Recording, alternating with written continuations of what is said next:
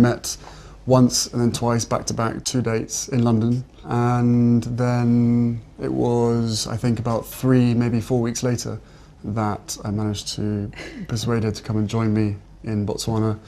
And we camped out with each other under the stars. Now, several years later, we're learning intimate new details about Prince Harry and Meghan Markle's romantic trips to Botswana and how they fell in love. What was fascinating was just how quickly things developed, and those beautiful trips to Botswana, which we were able to retrace within the book. And of course, that second trip to Botswana, that was where Harry had first spoken to Meghan about making her his wife. That's Finding Freedom co-author Omid Scobie, revealing the moment Harry told Meghan she was the one. ET's Nischelle Turner sat down with Scobie the day before the book's official release on August 11.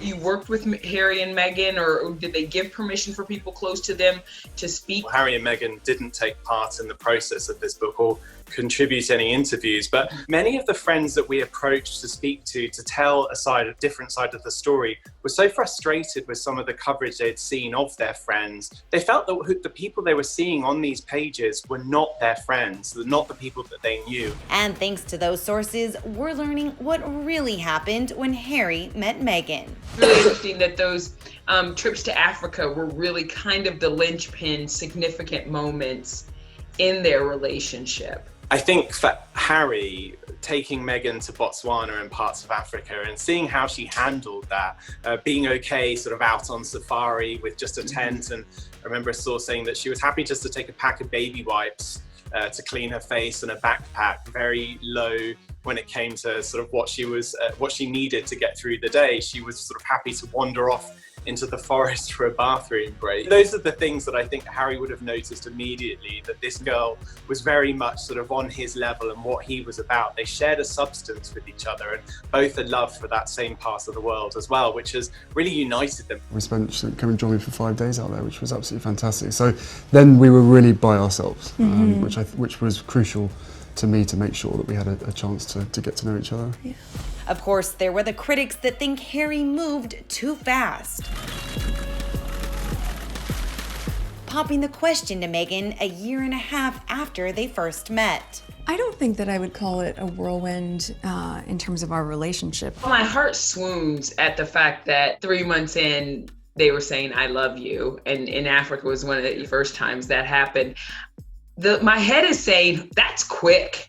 That's really quick. Listen, Harry and Meghan had both experienced love and proper relationships earlier on in their lives. Meghan, of course, had been married before. She knew exactly what it is that would work and what wouldn't work in a relationship for her. And I think Harry came to the table with very much that same feeling. And so when they did meet, they did tick all the right boxes with each other and the connection was strong.